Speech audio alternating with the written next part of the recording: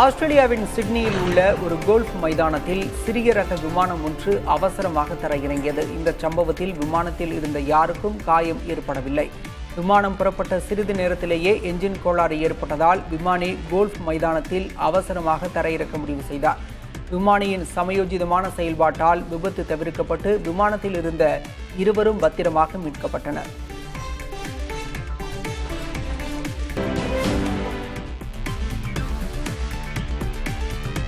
ஒடிசா மாநிலத்தில் பூமிக்கு அடியில் சுமார் 20,000 கிலோ வரை தங்கம் இருக்கலாம் என்று மதிப்பிடப்பட்டுள்ளது. ஒடிசா மாநிலத்தில் தியோகர், நபரங்பூர், கியோஞ்சர், அங்குல் மற்றும் கோராபுட் மாவட்டங்களில் இந்திய புவியியல் ஆய்வு மையம் ஆய்வு நடத்தி வருகிறது. ஆய்வுக்கு உட்படுத்தப்பட்ட மாவட்டங்களில் தங்க கனிமங்கள் இருப்பதை புவியியல் ஆய்வு மையம் உறுதிப்படுத்தியுள்ளது. இதில் 10 முதல் 20 டன் தங்கம் இருக்கலாம் என்று மதிப்பிடப்பட்டுள்ளது. இதனால் ஒடிசாவில் தங்கச் சுரங்கம் தூண்டுவதற்கான ஏலம் விரைவில் நடைபெறும் என எதிர்பார்க்கப்படுகிறது. ஆப்கானிஸ்தான் தலைநகர் காபூல் 2030ஆம் ஆண்டிற்குள் நீரற்ற நகரமாக மாறும் என ஆய்வாளர்கள் எச்சரித்துள்ளனர்.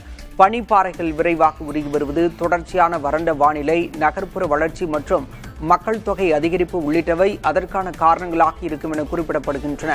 இதனை தடுக்க நிலத்தடி நீரை செயற்கையாக அதிகரிப்பது, நீர்வள திட்டங்களையும் அதற்கான கட்டமைப்புகளையும் உருவாக்குவது போன்றவற்றில் ஈடுபட வேண்டும் என ஆய்வாளர்கள் தெரிவிக்கின்றனர்.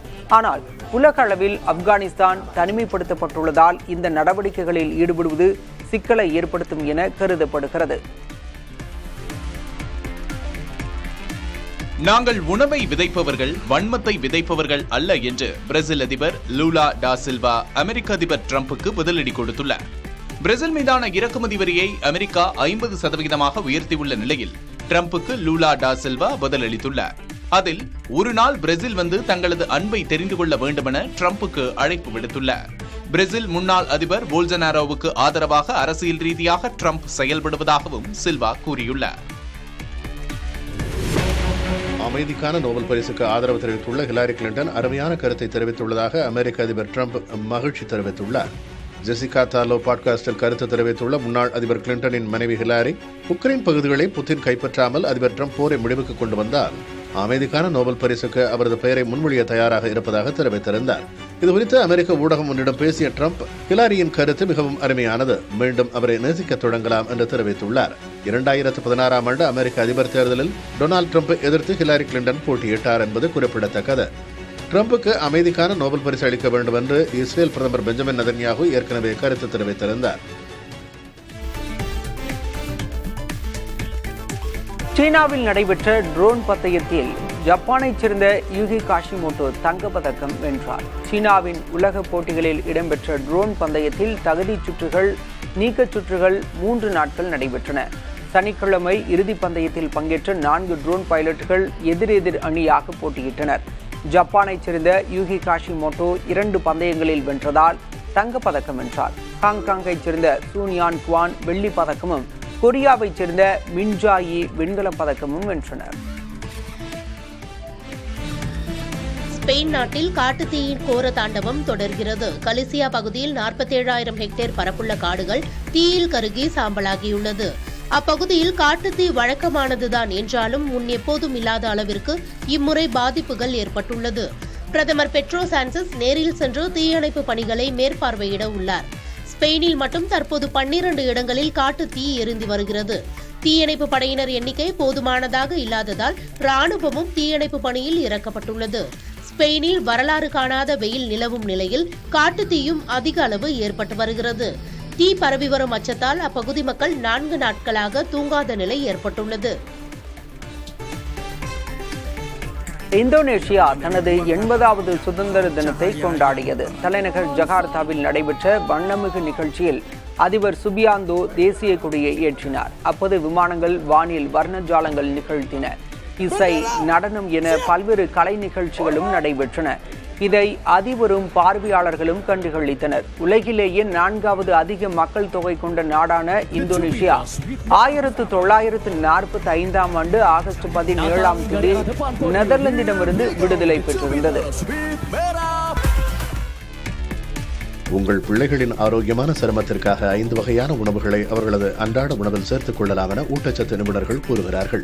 ஆரோக்கியமான சருமத்திற்கு உணவில் ஒமேகா-3 கொழுப்பு அமிலங்கள், வைட்டமின்கள், ஆன்டி ஆக்சிடென்ட்கள் மற்றும் புரதங்கள் நிறைந்த உணவுகள் தேவை. பச்சை இலை காய்கறிகளான கீரை மற்றும் பிற பச்சை காய்கறிகளில் வைட்டமின்கள் சி மற்றும் இ நிறைந்துள்ளன. இவை சருமத்தை பாதுகாத்து நீரேற்றத்துடன் வைத்திருக்க உதவுகின்றன. மீன் மற்றும் ஆளி விதைகளில் காணப்படும் ஒமேகா-3 கொழுப்பு அமிலங்கள் சரும ஆரோக்கியத்திற்கு தேவையான அழற்சி எதிர்ப்பு பண்புகளை கொண்டுள்ளன. ஸ்ட்ராபெரி மற்றும் ப்ளூபெரி போன்ற பெர்ரிஸ் பழங்களில் வைட்டமின்கள் ஏ, சி மற்றும் இ மற்றும் ஆன்டி ஆக்சிடென்ட்கள் நிறைந்துள்ளன. இதேபோல் பாதாம் மற்றும் வால்நட்ஸ் போன்ற நட்ஸ் வகைகளில் அத்தியாவசிய கொழுப்பு அமிலங்கள் உள்ளன. இவை சருமத்தை ஈரப்பதமாக வைத்திருக்க உதவுகின்றன. தயிரில் உள்ள ப்ரோபயோட்டிக்குகள் குடல் ஆரோக்கியத்திற்கு உதவுவதோடு சருமத்தின் நீரேற்றத்தையும் பளபளப்பையும் மேம்படுத்துகின்றன. இந்த உணவுகளுடன் குழந்தைகள் தினமும் போதுமான அளவு தண்ணீர் குடிப்பதும் அவசியம். எதிர்காலத்தில் இந்திய கிரிக்கெட் அணியின் தலைமை பயிற்சியாளர் பதவியை ஏற்க தோனி ஆர்வம் காட்ட மாட்டார் என முன்னாள் வீரர் ஆகாஷ் சோப்ரா தெரிவித்துள்ளார். அவரது யூடியூப் சேனலில் எம்.எஸ். தோனி வரும் காலத்தில் இந்திய அணியின் தலைமை பயிற்சியாளராக பொறுப்பேற்பதற்கான சாத்தியக்கூறு குறித்து கேள்வி எழுப்பப்பட்டது. இதற்கு பதிலளித்த ஆகாஷ் சோப்ரா, தோனி அப்பதவியை ஏற்பதில் ஆர்வம் காட்ட மாட்டார் என தாம் நினைப்பதாக கூறினார். சென்னை சூப்பர் கிங்ஸ் அணியை மேம்படுத்த வேண்டும் என்று நினைப்பது, தொடர் பணிச்சூழல் மற்றும் குடும்ப பொறுப்புகள் காரணமாக அர்ப்பணிப்பு நிறைந்த தலைமை பயிற்சியாளர் பதவியை தோனி ஏற்க மாட்டார் என்றும் ஆகாஷ் சோப்ரா நம்புகிறார். ஆசிய கோப்பை கிரிக்கெட் தொடரில் விளையாட உள்ள பாகிஸ்தான் அணியிலிருந்து நட்சத்திர வீரர்கள் பாபர் ஆசாம் மற்றும் முகமது ரிஸ்வான் நீக்கப்பட்டுள்ளனர். 17 பேர் கொண்ட அணியில் ஷாகின் அஃப்ரிதி, அஃப்ரார் அகமது, ஹாரிஸ் ரவூப், ஆசர் அலி உள்ளிட்ட வீரர்கள் உள்ளனர். சல்மான் அலி ஆகா கேப்டனாக அறிவிக்கப்பட்டுள்ளார். செப்டம்பர் 9ஆம் தேதி தொடங்கி 28ஆம் தேதி வரை துபாய் மற்றும் அபுதாபியில் நடைபெறவுள்ள ஆசிய கோப்பை தொடரில் இந்தியா, ஐக்கிய அரபு அமீரகம், ஓமன் ஆகிய அணிகள் உள்ள ஏ பிரிவில் பாகிஸ்தான் அணி இடம்பெற்றுள்ளது. ஆசிய கோப்பை தொடருக்கு முன்னதாக ஆப்கானிஸ்தான், அமீரகம் ஆகிய அணிகளுடன் முத்தரப்பு தொடரிலும் பாகிஸ்தான் விளையாட உள்ளது. சேலத்தில் நடைபெற்ற இந்திய கம்யூனிஸ்ட் கட்சியின் 26வது மாநில மாநாட்டில் தமிழ்நாட்டில் ஆணவ படுகொலைகளை தடுக்க தனி சட்டம் மட்டுமல்லாமல் பாதுகாப்பு நடவடிக்கைகளும் அவசியம் என தீர்மானம் நிறைவேற்றப்பட்டது. சாதி மறுப்பு திருமணத்தினரின் வாழ்வாதாரம் பாதுகாப்பு அரசு மூலம் உறுதி செய்யப்பட வேண்டும் என்றும் பள்ளிக் கல்வியிலிருந்து விழிப்புணர்வு ஏற்படுத்தப்பட வேண்டும் என்றும் வலியுறுத்தப்பட்டது. மேலும் உள்ளாட்சிப் பணிகளை தனியார் ஒப்பந்தத்திற்கு மாற்றும் நடவடிக்கைக்கு எதிர்ப்பு தெரிவிக்கப்பட்டது. மாநிலம் முழுவதும் தூய்மை பணியாளர்கள் பணி நிரந்தரம் செய்யப்பட வேண்டும் எனவும் தீர்மானம் நிறைவேற்றப்பட்டது. மகாராஷ்டிரா மாநிலம் மும்பையில் கனமழை வெளுத்து வாங்கி வருகிறது. கடந்த 24 மணி நேரத்தில் மும்பையின் பல்வேறு பகுதிகளில் 100 மில்லிமீட்டருக்கு மேல் மழை பதிவாகியுள்ளது. அதிகபட்சமாக சார்கோப் பகுதியில் 190 மில்லிமீட்டர் மழை பதிவாகியுள்ளது. இதனிடையே மும்பைக்கு நீராதாரமாக விளங்கும் 7 ஏரிகள் அவற்றின் மொத்த கொள்ளளவில் 90% நிரம்பியுள்ளன. அதில் துளசி ஏரி முழு கொள்ளளவை எட்டியுள்ளது. இதனிடையே மும்பையோடு சேர்த்து மகாராஷ்டிராவின் கொங்கன் பிராந்தியத்தில் உள்ள பல்வேறு மாவட்டங்களுக்கு அடுத்த 3 நாட்களுக்கு ஆரஞ்ச் அலர்ட் விடுக்கப்பட்டுள்ளது. ரத்னகிரி மாவட்டத்திற்கு இன்று சிவப்பு எச்சரிக்கை விடுக்கப்பட்டுள்ளது. மும்பையில் அடுத்த வாரம் வரை மழை தொடரும் என வானிலை ஆய்வு மையம் தெரிவித்துள்ளது.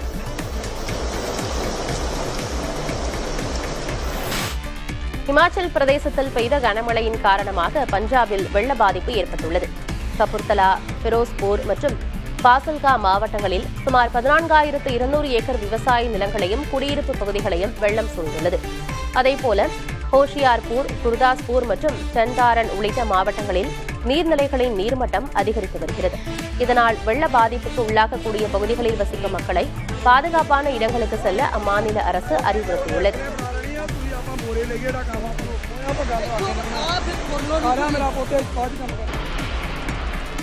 இமாச்சல பிரதேசத்தில் தொடரும் கனமழை காரணமாக உயிரிழந்தோரின் எண்ணிக்கை 261ஆக அதிகரித்துள்ளது.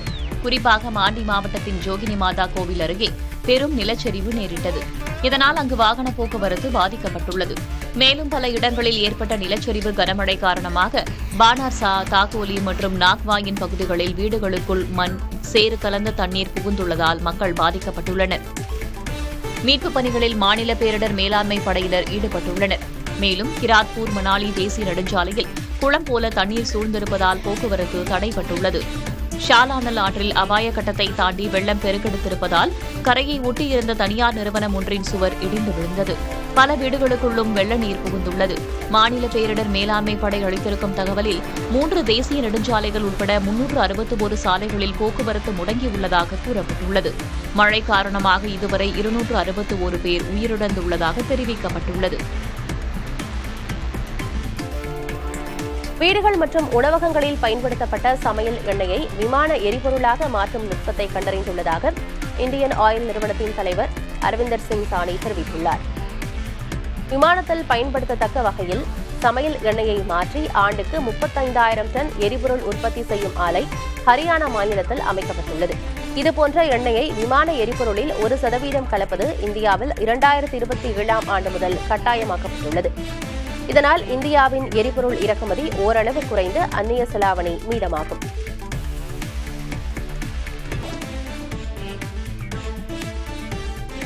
வியட்நாம் நாடு தனது பொருளாதாரத்தை வேகமாக வளரச் செய்ய தனது கொள்கையில் பல்வேறு மாற்றங்களை செய்து வருகிறது. அந்த வகையில் ஹனோய், ஹோ சி மின் மற்றும் டானங் போன்ற நகரங்களில் அமையும் தொழில்நுட்ப நிறுவனங்களுக்கு வரிச் சலுகைகள் உள்ளிட்டவற்றை வழங்குகிறது. மேலும் போக்குவரத்து துறை உள்ளிட்ட துறைகளின் உட்கட்டமைப்பில் பெரும் முதலீடுகளை செய்து வருகிறது. உலகளாவிய நிதி மையமாக மாற விரும்பும் வியட்நாம் ஹோ சி மின் மற்றும் டானங் நகரங்களில் 2 சிறப்பு நிதி மையங்களை அமைக்க திட்டமிட்டுள்ளது. நிறுவன சீர்திருத்தங்கள், அமைச்சகங்கள் இணைப்பு போன்ற நடவடிக்கைகளையும் மேற்கொண்டுள்ளது. அந்நாட்டு அரசாங்கம் தனது பொருளாதார வளர்ச்சியில் தனியார் நிறுவனங்களை முன்னிலைப்படுத்த முடிவு செய்துள்ளது. அதற்கான கொள்கையில் புதிய தொழில்நுட்பத்தில் முதலீடு செய்யும் நிறுவனங்களுக்கு எளிதாக கடன் வழங்குதல், இலக்குகளை பூர்த்தி செய்யும் நிறுவனங்களுக்கு அரசு ஒப்பந்தங்களில் முன்னுரிமை அளித்தல் உள்ளிட்டவை இடம்பெற்றுள்ளன. உலகளாவிய விநியோக சங்கிலியில் சீனாவிற்கு மாற்றாக உருவாக வேண்டும் என்ற இலக்கை நோக்கி வியட்நாம் இந்த பொருளாதார முன்னெடுப்புகளை மேற்கொண்டுள்ளது. பாஜகவை வாக்கு திருடர்கள் என ராஷ்டிரிய ஜனதா தளத்தின் தலைவர் லாலு பிரசாத் கடுமையாக விமர்சித்துள்ளார். மக்களவை எதிர்க்கட்சித் தலைவர் ராகுல் காந்தியுடன் வாக்குரிமை யாத்திரையில் லாலு பிரசாத் பங்கேற்றார். அப்போது பேசிய அவர், திருடர்களான பாஜக ஆட்சிக்கு வருவதை எந்த விலை கொடுத்தாவது தடுக்க வேண்டும் என கூறினார். அனைவரும் ராகுல் காந்தி மற்றும் தேஜஸ்வி யாதவோடு துணை நின்று பாஜகவை தூக்கி எறிந்து ஜனநாயகத்தை காக்க வேண்டும் எனவும் தெரிவித்தார்.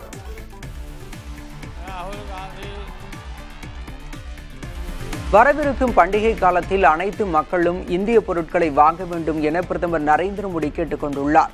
டெல்லியில் 2 தேசிய நெடுஞ்சாலைகள் திறப்பு விழாவில் பங்கேற்று பேசிய பிரதமர், தொழிலதிபர்களும் வியாபாரிகளும் இந்தியாவில் தயாரிக்கப்பட்ட பொருட்களை விற்பனை செய்ய முன்வர வேண்டும் என கேட்டுக் கொண்டார்.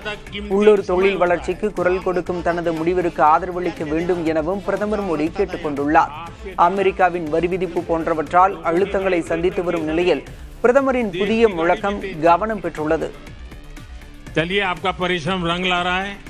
मेरी तरफ से बहुत शुभकामनाएं दोस्तों. பாஜக உண்மையான சாதிவாரி கணக்கெடுப்பை நடத்தாது என மக்களவை எதிர்க்கட்சித் தலைவர் ராகுல் காந்தி கூறியுள்ளார். பீகாரில் பேசிய அவர், எதிர்க்கட்சிகளின் அழுத்தத்தாலேயே பாஜக சாதிவாரி கணக்கெடுப்பை நடத்த ஒப்புக்கொண்டதாக தெரிவித்தார். பாஜக உண்மையான சாதிவாரி கணக்கெடுப்பை நடத்தாது எனவும் இடஒதுக்கீட்டில் உள்ள 50% உச்ச வரம்பை நீக்காது எனவும் கூறிய ராகுல் காந்தி, இந்தியா கூட்டணி ஆட்சி அமைந்ததும் 50% உச்சவரம்பு நீக்கப்படும் என உறுதி தெரிவித்தார். வங்கக்கடலில் உருவாகியுள்ள குறைந்த காற்றழுத்த தாழ்வு பகுதியால் தெலுங்கானா மாநிலத்தில் பல்வேறு பகுதிகளில் கனமழை கொட்டி தீர்த்துள்ளது. குறிப்பாக அடிலாபாத் உள்ளிட்ட பகுதிகளில் 173 மில்லிமீட்டர் வரை மழை பதிவாகியுள்ளது. இதனிடையே வரும் 20ஆம் தேதி வரை முலுகு, பத்ராத்ரி, கோத்தகுடேம் மற்றும் மஹபூபாபாத் ஆகிய மாவட்டங்களுக்கு சிவப்பு எச்சரிக்கை விடுக்கப்பட்டுள்ளது.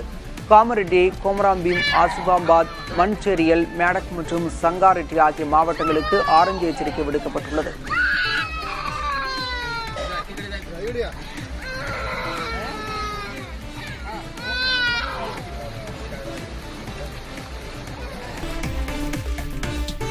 ஒடிசா முன்னாள் முதல்வரான நவீன் பட்நாயக் உடல்நலக் குறைவால் மருத்துவமனையில் அனுமதிக்கப்பட்டுள்ளார். நீர்ச்சத்து குறைபாட்டால் அவர் பாதிக்கப்பட்டுள்ளதாக கூறியுள்ள மருத்துவர்கள் அவரது உடல்நிலை சீராக இருப்பதாக தெரிவித்துள்ளனர்.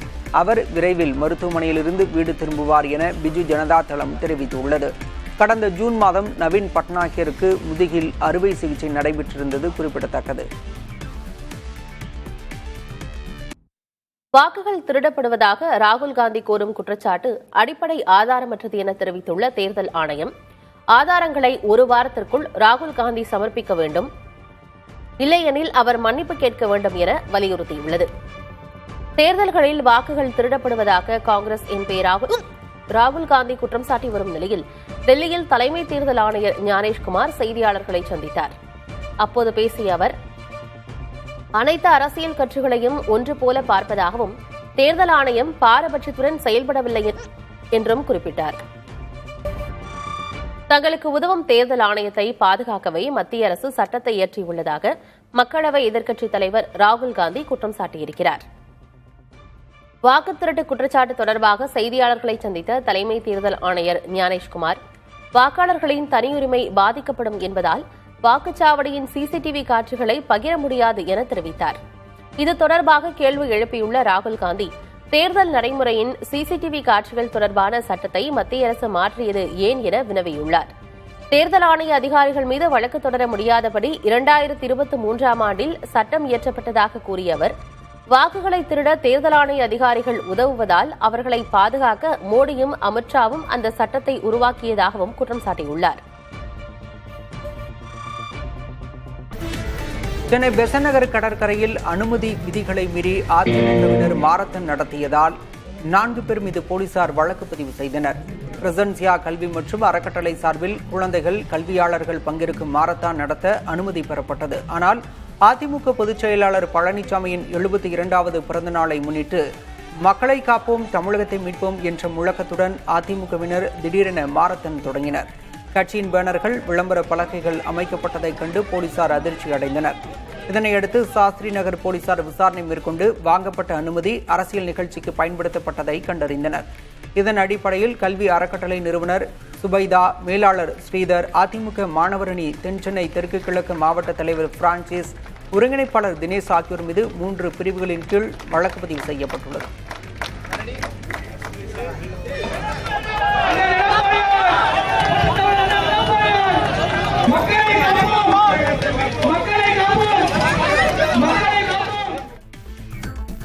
திருநெல்வேலி பெங்களூரு இடையே இயக்கப்பட்ட சிறப்பு ரயிலுக்கு கல்லிடைக்குறிச்சியில் உற்சாக வரவேற்பு அளிக்கப்பட்டது. தென் மாவட்ட மக்களின் கோரிக்கையை ஏற்று முதல் முறையாக சிறப்பு ரயில் இயக்கப்பட்டதை தொடர்ந்து கல்லிடைக்குறிச்சி ரயில் பயணிகள் நலச்சங்கத்தினர் சிறப்பு ரயிலுக்கு உற்சாக வரவேற்பு அளித்தனர்.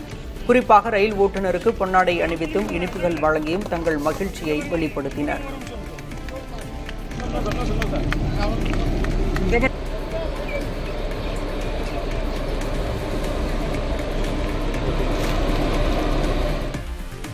நீலகிரி மாவட்டம் குன்னூர் அருகே தேனி எடுக்க மரத்தில் ஏறிய 2 கரடிகள் பொதுமக்களை கண்டதும் அவசரமாக மரத்தை விட்டு இறங்கிச் சென்றன. கீழ் பாரதி நகர் பகுதியில் 2 கரடிகள் தேனி எடுக்க தேயிலை தோட்டத்தில் இருந்த மரத்தின் மீது ஏறின. அப்போது பொதுமக்களின் சத்தம் கேட்ட கரடிகள் அவசரமாக மரத்தை விட்டு இறங்கி ஓடின. இதனை பொதுமக்கள் வீடியோ எடுத்த நிலையில் அந்த காட்சிகள் பரவி வருகின்றன.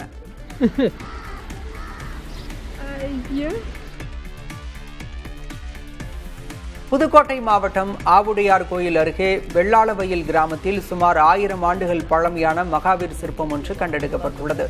124 சென்டிமீட்டர் உயரமும் 72 சென்டிமீட்டர் அகலமும் கொண்ட இந்த சிற்பம் 9 அல்லது 10ஆம் நூற்றாண்டு காலத்தைச் சேர்ந்ததாக இருக்கலாம் என்று தொல்லியல் ஆய்வாளர்கள் தெரிவித்துள்ளனர்.